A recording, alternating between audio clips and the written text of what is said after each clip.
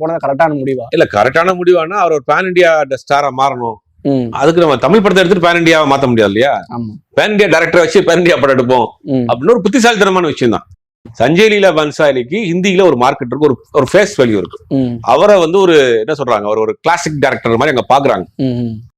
அவர் படத்துல இவர் நடிக்கிறப்ப அவரை வைத்து உள்ள போயிடலாம், பாலிவுட்டுக்குள்ள போயிடலாம் அப்படிங்கிறது ஒரு நல்ல பார்வை தான், ஒரு ப்ராப்பரான ஐடியா தான்.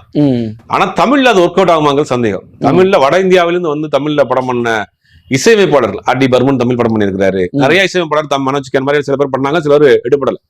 இசையமைப்பாளர்களே இங்க பெருசா எடுபடல. டைரக்டர்ஸும் வட இந்தியாவிலிருந்து வந்து இங்க டைரக்டராக வந்து பண்ணல. நம்ம ஆட்களுமே அங்க போய் பாலச்சந்தர் மாதிரி ஆட்கள் சில படம் பண்ணியிருக்காங்களா ஒழிய இந்த கல்ச்சரே வேறையா இருக்கும்.